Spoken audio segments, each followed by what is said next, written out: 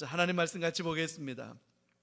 요즘 세상이 참 혼란하죠. 그래서 요즘 뉴스를 켜기가 겁나요. 하도 많이 답답한 이야기들, 안타까운 이야기들이 너무 많으니까요. 근데 그 다양한 이야기들 속에 우리가 좀 헷갈린다 싶은 것들이 좀 있습니다. 이 이야기들 중에 뭐가 진짜고 뭐가 가짜인지를 모르겠다. 어떤 뉴스에는 이렇게 말하고 저런 뉴스에는 또 저렇게 말합니다. 유튜브에서 말하는 건 이런데 신문에서 말하는 건 이렇고 인터넷 매체에서는 이렇게 말하고 공중파 혹은 뉴스 전문 채널에서 말하는 건 또 저렇게 말해요. 그래서 뭐 이렇게 중구난방이냐, 뭐가 맞는 말인지를 모르겠다, 그런 생각이 들 수밖에 없을 겁니다. 오죽하면 페이크 뉴스라고 하죠. 가짜 뉴스, 그런 말들이 유행입니다.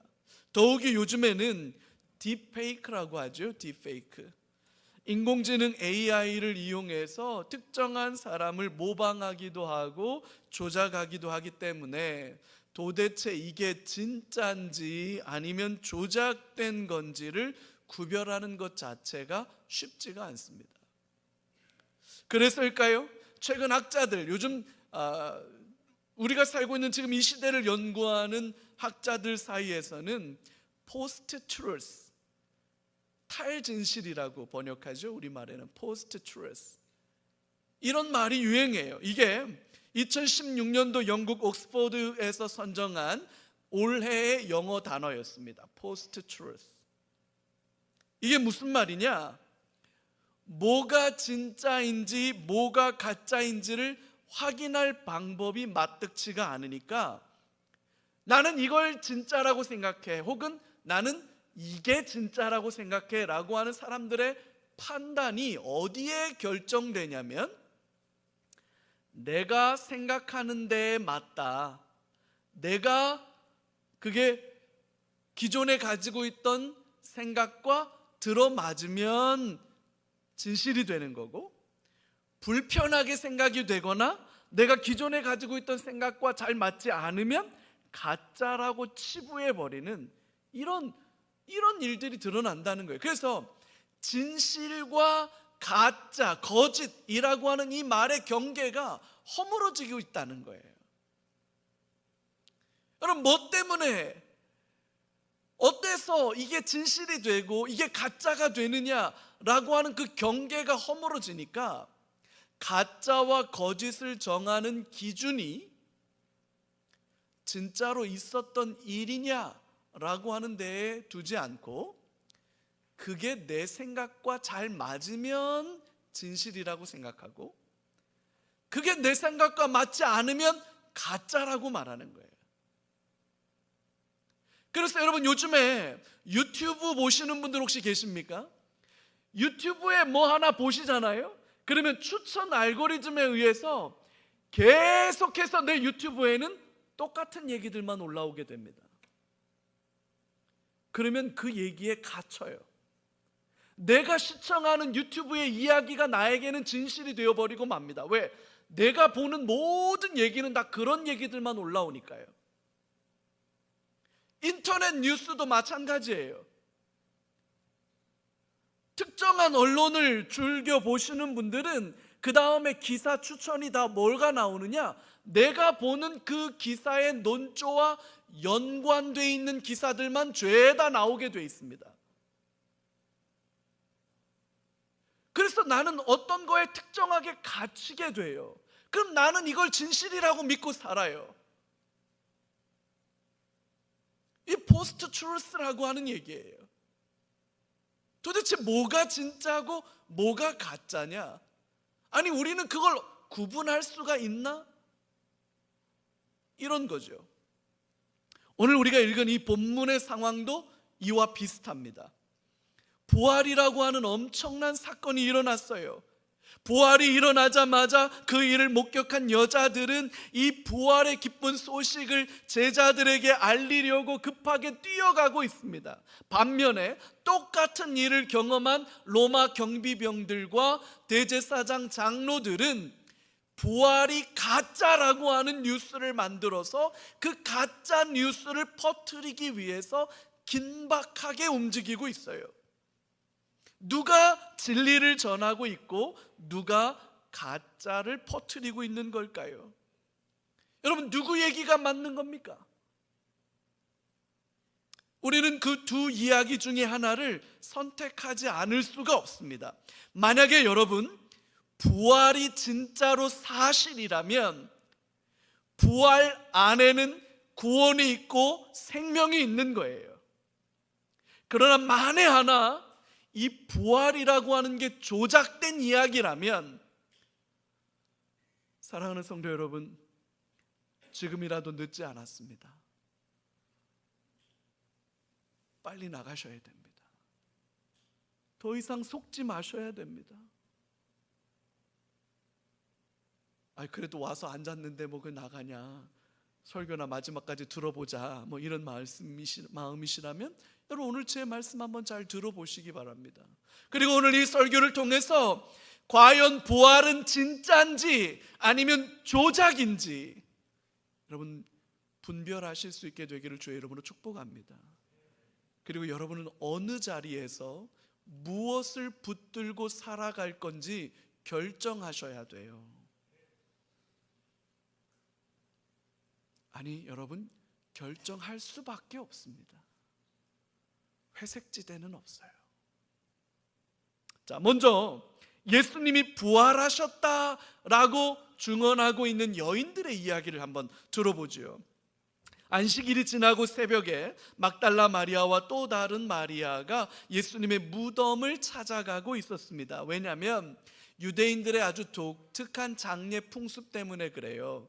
시신을 안치하기 전에, 세마포로 싸기 전에 시신에다가 향품을 발라 놓는 게 유대인들에게는 너무나도 귀한 장례 절차였어요. 근데 예수님이 안식일 전날 늦은 시간에 급하게 장례를 치르느라 시신에 향품을 바르지를 못했습니다. 그리고는 그냥 바로 안치해버리고 말았어요.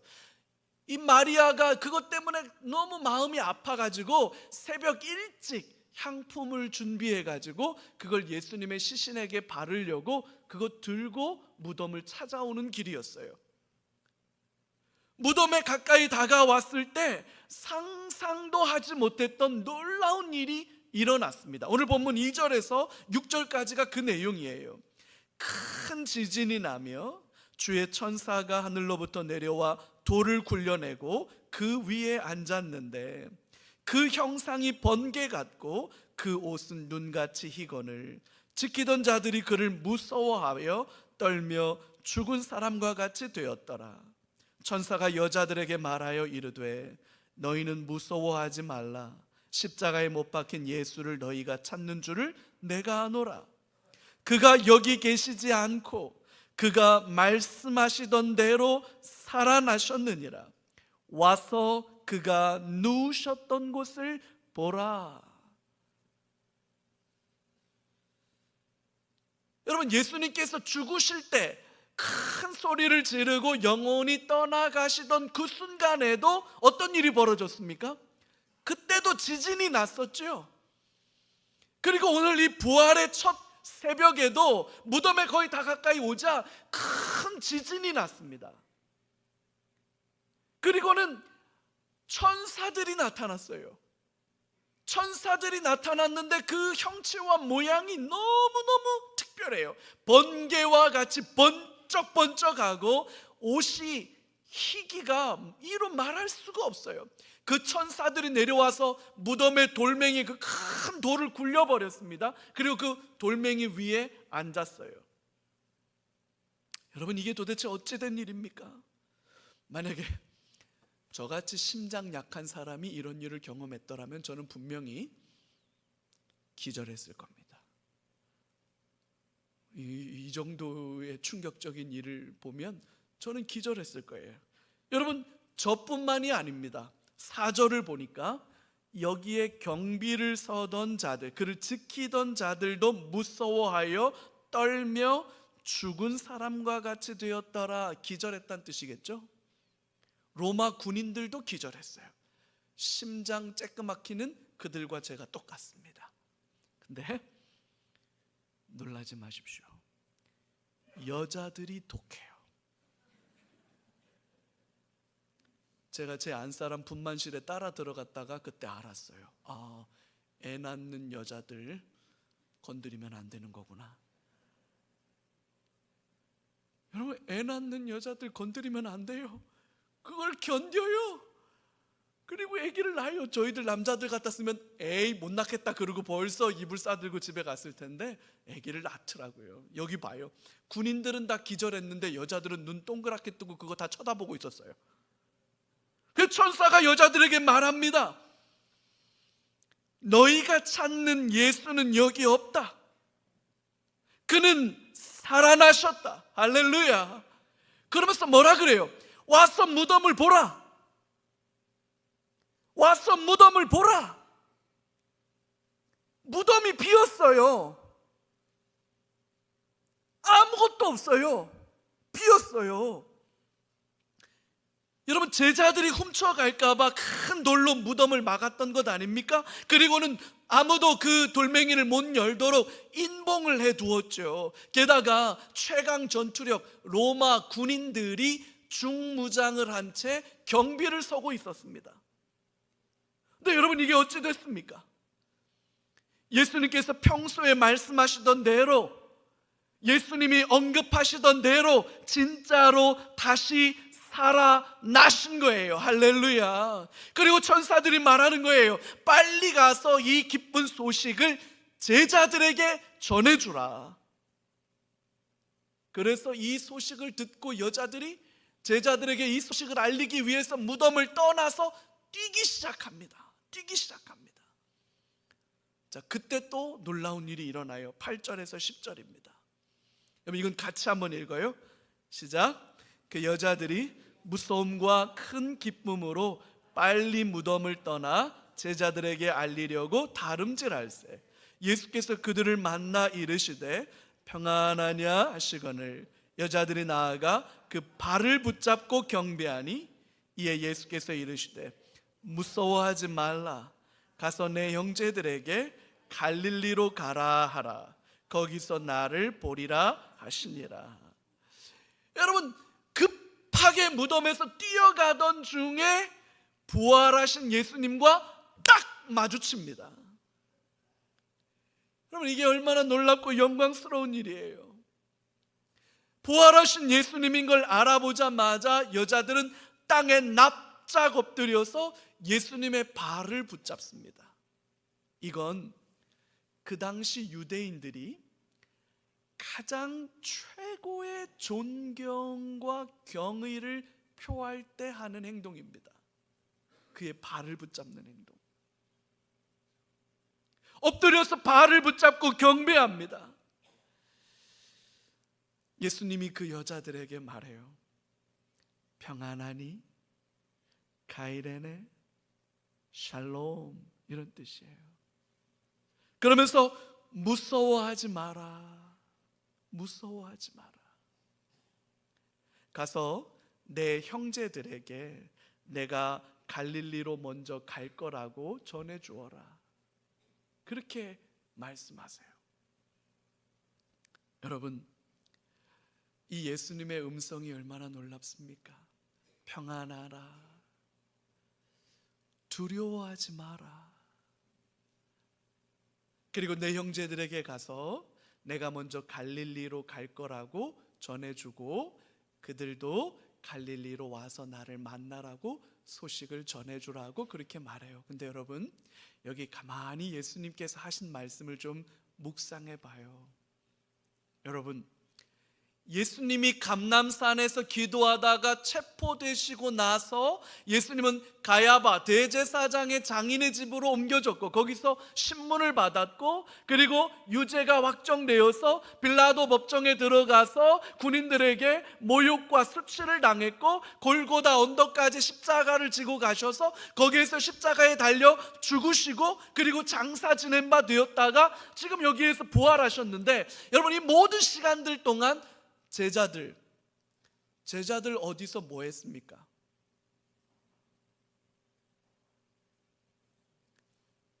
예수님 버리고 다 도망갔죠. 예수님 배신하고 다 도망갔죠. 심지어 그 와중에 베드로는 나는 예수님을 모른다, 절대로 모른다, 만약에 내가 안다면 그건 말도 안 된다라고 말하면서 저주하기까지 했습니다. 예수님이 십자가에 달려 고난당하시는 그 순간에 제자들은 다 도망가 버렸어요. 배신자들이죠.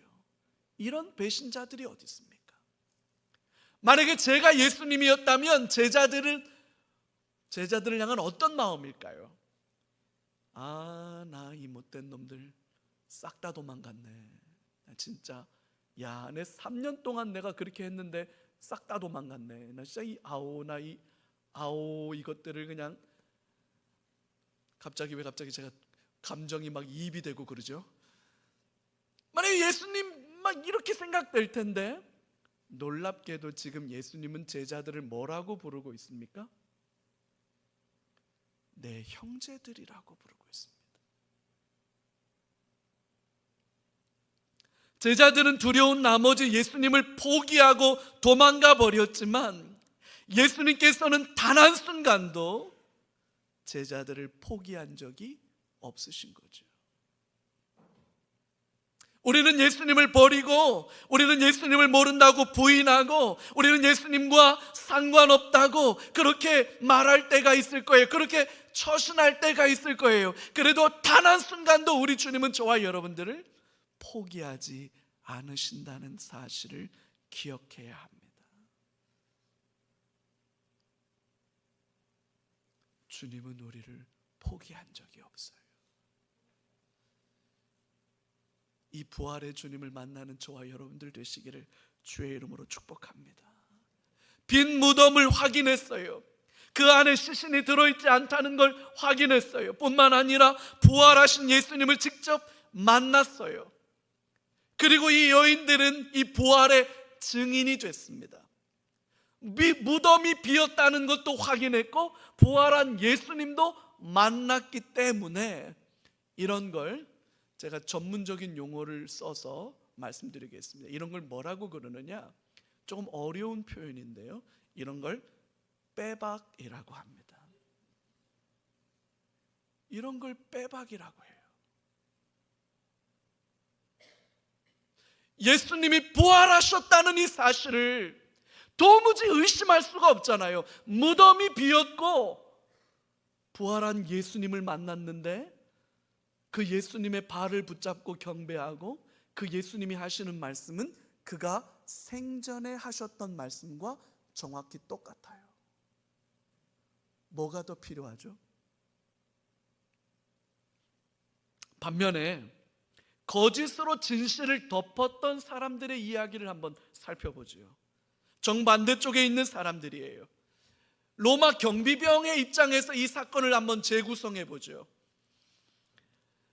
아마 이들은 한참 만에 정신을 차렸을 거예요. 기절했다가 정신 차려서 보니까 무덤의 문이, 그 돌멩이가 굴려져 나갔어요. 그리고 무덤 안을 들여다봤겠죠. 왜? 이 시신 지키라고 여기서 경비 서고 있었던 거거든요. 그 무덤 안을 봤더니 무덤이 비었어요. 아무것도 없어요. 여자들도 없고 그 돌멩이를 굴리고 번쩍번쩍 하면서 사람인지 귀신인지 알 수 없는 그 초자연적인 존재들이 와서 그 지진이 일어나는 그 모든 순간에 이 로마 경비병들은 정신줄 놓고 기절해 버렸던 것 아닙니까? 깨어나 보니까 무덤은 비었고 사람들은 다 없어졌어요. 큰일 난 거죠. 로마 경비병들은 급하게 성으로 들어가서 자신이 경험한 모든 것들을 대제사장들에게 보고합니다. 이런 일이 있었다고 보고합니다. 그게 12절에서부터 15절까지예요. 그들이 장로들과 함께 모여 의논하고 군인들에게 돈을 많이 주며 이르되 너희는 말하기를 그의 제자들이 밤에 와서 우리가 잘 때에 그를 도둑질하여 갔다 하라. 만일 이 말이 총독에게 들리면 우리가 권하여 너희로 근심하지 않게 하리라 하니 군인들이 돈을 받고 가르친 대로 하였으니 이 말이 오늘날까지 유대인 가운데 두루 퍼지니라. 마태복음이 기록된 이 시점이 아마 AD 60년 어간일 거예요. 예수님께서 부활 승천하신 게 AD 30년쯤이라고 보면 한 30년쯤 지나서 이 마태복음이 기록되고 있는데, 그때까지만 해도 뭐라고 소문이 돌았냐면 예수님의 제자들이 와서 예수님의 시신을 훔쳐갔을 뿐이다 라는 가짜 뉴스가 퍼졌다는 거죠. 여러분 조금만 정신 차려서 한번 좀 생각해 봐요. 자, 그러면 AD 60년 어간에 이 복음서가 쓰여질 때까지만 해도 명확하게 확인되는 한 가지 사실은 뭐냐면 예수님의 시신은 있었다 없었다? 없었다는 게 확인되는 거예요. 그죠?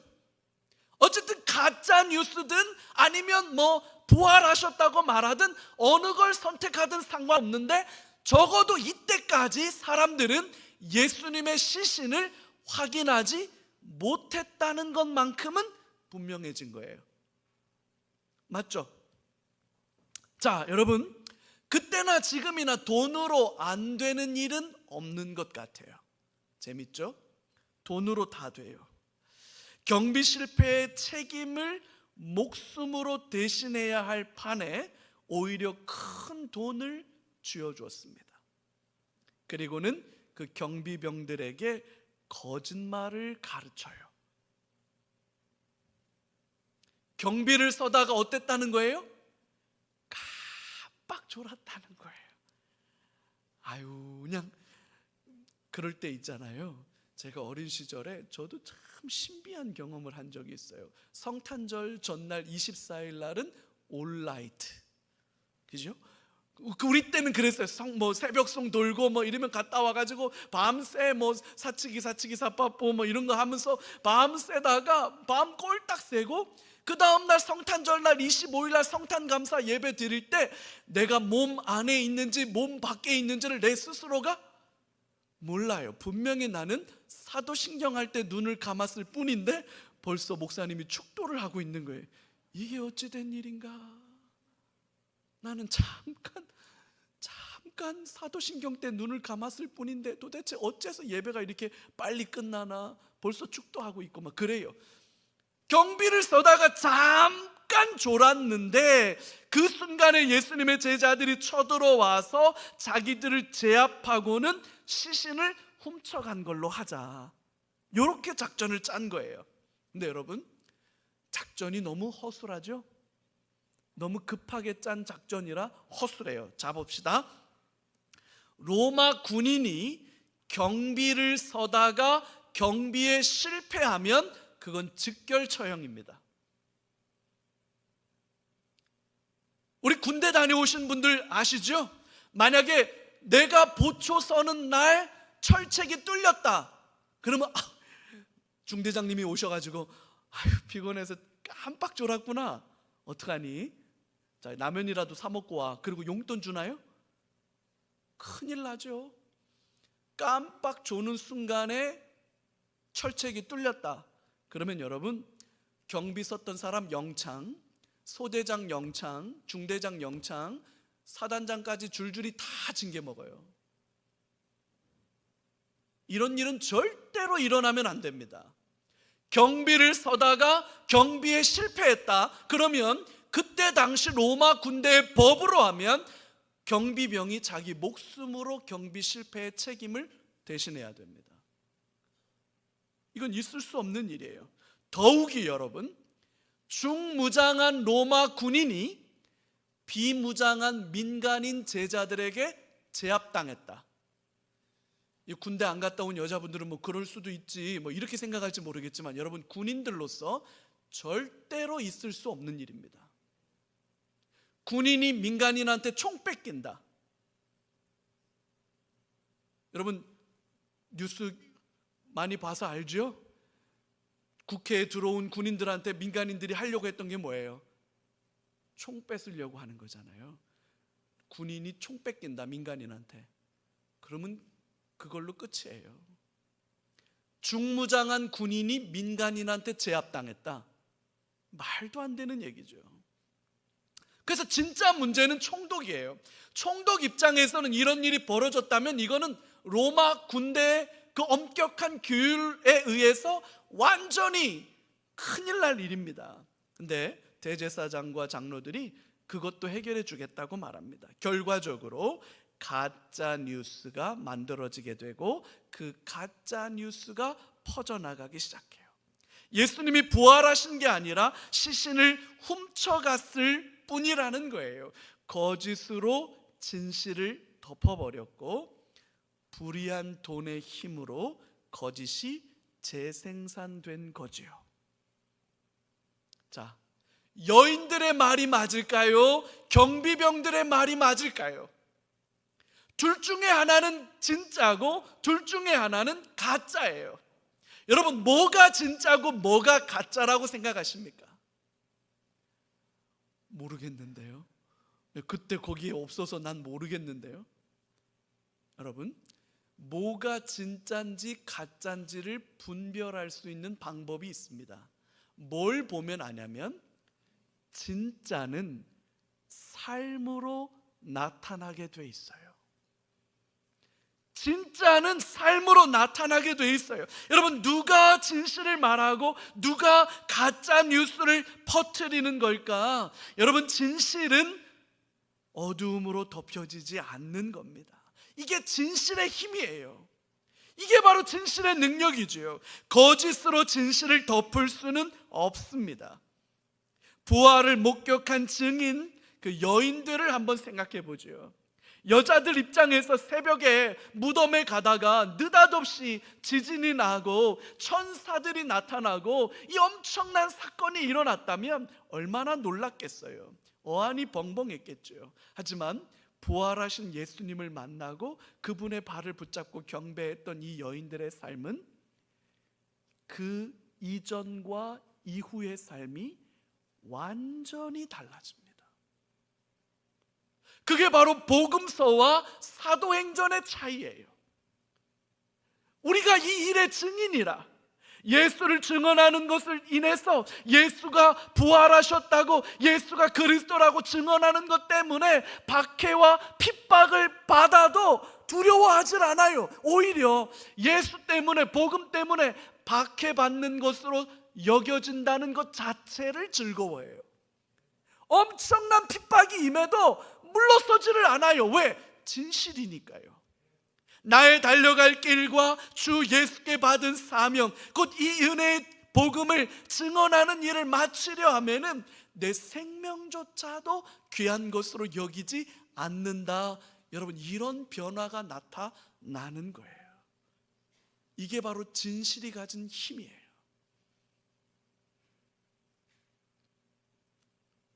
만약에 지어난 얘기를 하거나 아니면 여자들이 새벽에 잠이 덜 깨서 잠결에 심신미약 상태에서 헛것을 봤다, 이렇게 말해지려면 이런 삶의 변화는 나타나지 않습니다.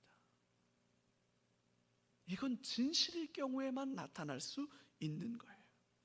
부활하신 주님을 직접 만났고 그분의 발을 붙잡고 경배했고 그분이 당부하시던 말씀을 들었습니다. 그리고 그 부활하신 주님이 여인들에게 뭐라고 말합니까?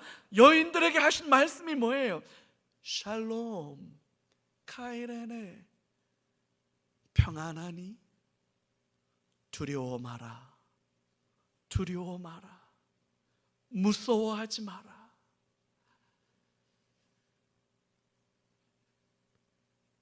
진실은 평안이에요.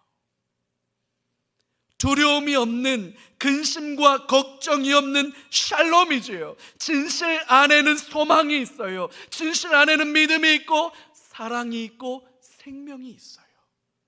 그래서 진실을 붙잡은 사람들은 소망 중에 평안하고 생명을 붙들고 나아가는 거예요. 그러니까 목숨을 내어놓는 일에도 두려워하지 않는 거예요. 이게 바로 진리예요, 여러분. 반면에 군인들을 한번 생각해 봅시다. 로마 군인들, 큰 돈을 받았어요. 여러분, 돈으로 못하는 게 뭘까요? 예? 여러분, 돈으로 못하는 게 뭐예요? 돈으로 못할 건 없어요. 다 할 수 있어요. 다 할 수 있어요. 돈이면 다 돼요. 목사가 너무 돈 밝히는데, 여러분, 돈이면 안 되는 게 없어요. 근데 여러분, 돈으로 안 되는 게 있죠. 첫 번째, 뭐가 안 되냐? 경비 실패의 책임이 사라지질 않아요. 경비를 서다가 깜빡 졸았다는 것, 이건 군인의 자존심 아닙니까? 아유, 저보다 등치가 더 큰 민간인이 와서 총을 빼들어 갔어요. 그래서 총 뺏겼네요. 이건 군인의 자존심이잖아요. 이건 군인의 자존심이에요. 아무도 그들에게 책임을 묻지 않는다 할지라도 그들은 군인의 자존심이 무너진 거고, 그들의 삶에는 두려움 가운데 살아갈 수밖에 없는 거죠. 부활의 현장에서 부활이 아니라면 설명할 수 없는 사건들을 직접 경험했음에도 불구하고 고집인지 어리석음인지 아니면 돈에 대한 탐욕 때문인지는 알 수 없으나 그들은 정반대의 편에 서고 말았습니다. 그 결과가 뭡니까? 두려움이지요.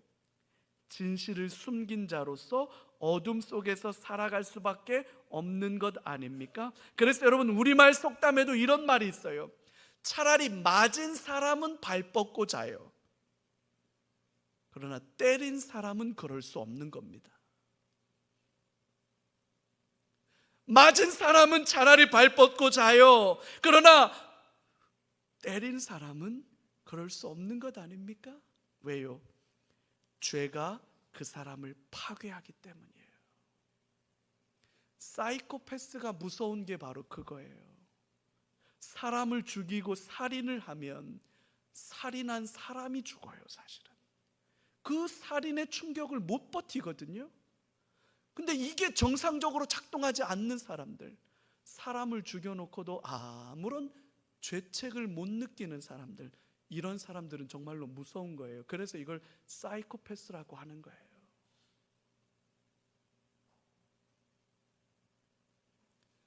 여인들의 삶과 군인들의 삶을 생각해 봐요. 여인들의 삶은 완전히 변했습니다. 복음의 증인으로 살아가기 위해서 그들의 삶은 완전히 달라졌어요. 반면에 군인들의 삶은 어떻게 됐습니까? 여전히 그들은 많은 돈을 가졌으나 어두움을 살아갈 수밖에 없어요. 불안함을 살아갈 수밖에 없어요. 걱정과 근심 속에 살아갈 수밖에 없어요. 두려움 속에 살아갈 수밖에 없어요. 여러분, 뭐가 진실입니까? 뭐가 진실입니까, 여러분? 삶으로 진실은 드러나게 돼 있어요. 오늘 이 본문 속에서 우리가 또 한 가지 기억하고 넘어가야 할 것이 하나 있습니다. 자격 없는 자들에게 맡겨진 부활의 복음이라는 거예요. 여러분, 인류 역사상 가장 위대한 일이 바로 십자가 사건이고 예수님의 부활 사건 아닙니까? 그런데 여러분, 이 엄청난 사건을 처음부터 마지막까지 직접 목격한 사람들, 이 일의 증인으로 선택되었던 사람들이 누군지 여러분 혹시 아십니까? 한 장 앞에 27장 55절을 봐요. 27장 55절에 보면 예수를 섬기며 갈릴리에서부터 따라온 많은 여자가 거기 있어 멀리서 바라보고 있으니, 이게 무슨 사건입니까? 예수님이 십자가에 못 박히셨을 때, 그리고 예수님이 엘리 엘리 라마 사박다니 외치셨을 때, 그리고 곧이어 큰 소리를 외치고 예수님의 영혼이 떠나갔을 때, 지진이 일어났고 성소의 휘장을 위에서부터 아래로 찢어졌고 죽은 자들의 무덤이 열렸고, 이 모든 것들을 지켜본 사람들이 누구냐? 갈릴리로부터 따라온 많은 여자들이었습니다. 남자들은 다 어디 갔습니까? 남자들은 다 어디 갔습니까? 다 도망갔습니다. 다 도망갔습니다.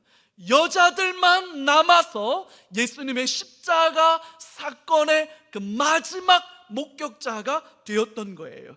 여러분 61절을 한번 보죠. 거기 막달라 마리아와 다른 마리아가 무덤을 향하여 앉았더라. 이게 무슨 얘기냐? 두 명의 여자만이 예수님의 시신이 십자가에서 내려서 아리마대 사람 부자 요셉이 파놓은 그 새 무덤에 안치되는 것을 마지막까지 목격한 사람이 누구예요? 막달라 마리아와 또 다른 마리아, 이 두 명의 여자만 목격자예요. 그리고 오늘 본문 1절로 가세요. 28장 1절. 안식일이 다 지나고 안식 후 첫날이 되려는 새벽에 막달라 마리아와 다른 마리아가 무덤을 보려고 갔더니, 예수님의 부활을 목격한 것도 누굽니까? 이 두 명의 마리아예요. 여러분, 왜 이 엄청난 사건의 증인이 다 여자일까요? 예수님이 십자가에 죽으실 때도, 무덤에 안치될 때도 부활하신 예수님을 가장 먼저 유일하게 목격한 이 사람들도 왜 다 여자일까요? 참 안타까운 일이지만 이 당시에는 여자들은 법정에서 증언할 수 없었습니다. 왜냐하면 여자들의 말은 믿을 수가 없다고 생각했기 때문이에요.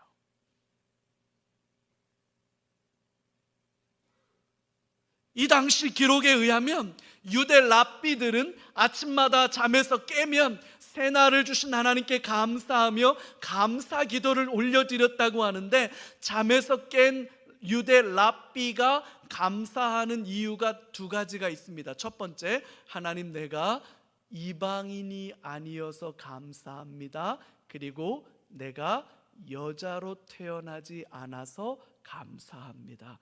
이렇게 감사 기도를 했다는 기록이 지금까지 남아 있어요.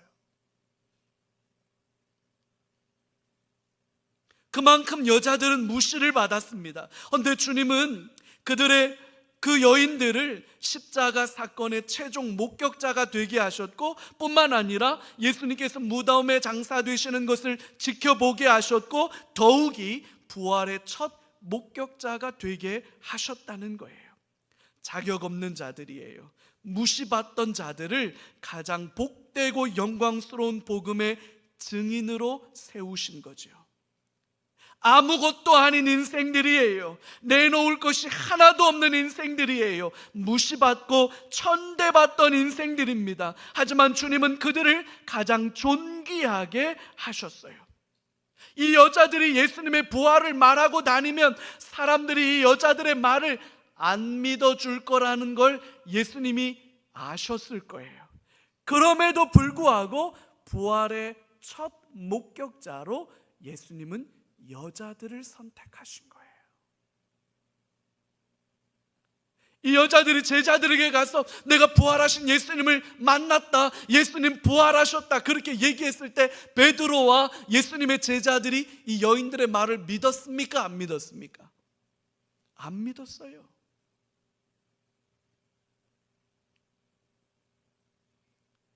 자격 없는 자들, 아무것도 아닌 자들, 어떻게 보면 너무나도 초라하고 연약한 자들을 왜 그 놀라운 구원의 역사의 증인으로 세워놓으셨을까? 여러분, 이게 바로 복음이에요. 이게 바로 복음의 신비고 이게 바로 복음의 능력이에요. 그래서 고린도전서 1장 26절에서 29절에 성경은 우리에게 이렇게 말합니다. 형제들아, 너희를 부르심을 보라. 육체를 따라 지혜로운 자가 많지 아니하며 능한 자가 많지 아니하며 문벌 좋은 자가 많지 아니하도다. 그러나 하나님께서 세상에 미련한 것들을 택하사 지혜 있는 자들을 부끄럽게 하려 하시고 세상에 약한 것들을 택하사 강한 것들을 부끄럽게 하려 하시고, 하나님께서 세상에 천한 것들과 멸시받는 것들과 없는 것들을 택하사 있는 것들을 폐하려 하시나니 이는 아무 육체도 하나님 앞에서 자랑하지 못하게 하려 하심이니라.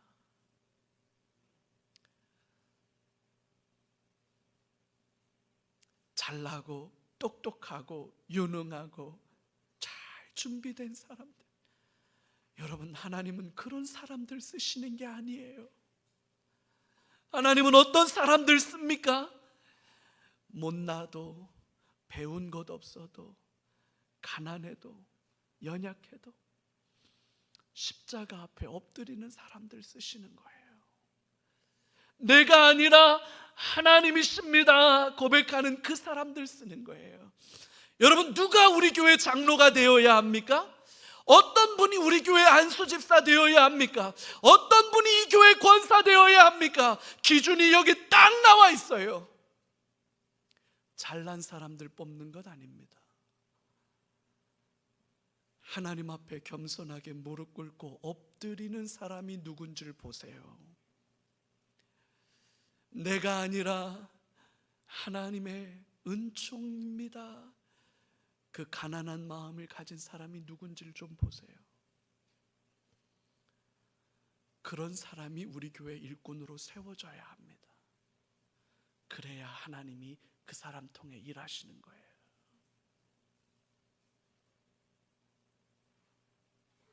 우리 예수님 부활하셨습니다. 할렐루야. 여러분, 이걸 믿음으로 받아들일지 아닐지는 각자의 선택일 겁니다. 어정쩡한 자리에 서서 이쪽도 저쪽도 선택하지 않고 머뭇거리는 분은 한 사람도 없기를 주님의 이름으로 축복합니다. 생명의 자리, 두려움이 없는 평안의 자리에 설 건지, 아니면 여전히 두려움과 어두움의 자리에 설 건지, 결국에는 선택할 수밖에 없을 거예요. 부활하신 예수님을 만나고 나서 제자들의 삶은 완전히 달라지고 새로워졌어요. 저와 여러분들에게도 그런 은총이 임하기를 주의 이름으로 축복합니다. 예수 안에 소망이 있고, 예수 안에 생명이 있고, 예수 안에 능력이 있다. 그래서 여러분이 어두운 때에, 이 춥고 고달픈 때에 우리는 예수님으로 인해서 기뻐하고 즐거워할 수 있는 줄로 믿습니다. 그래서 우리에게는 성탄이 메리 크리스마스, 기쁜 성탄이 되는 거예요. 경제가 어렵고 정치가 어렵고 사회가 혼란스러워요. 모든 사람들이 시리에 빠지고 좌절하고 낙심합니다. 그래서 성도들이 일어나 기쁨의 찬송을 불러야 되는 거예요. 우리는 소망을 가진 자들이니까, 우리는 부활의 능력을 가진 자들이니까 이 은혜가 우리 교회 안에 넘쳐나고 저와 여러분들의 삶에 넘쳐나기를 주 예수 그리스도의 이름으로 축복합니다. 우리 같이 한번 기도합시다.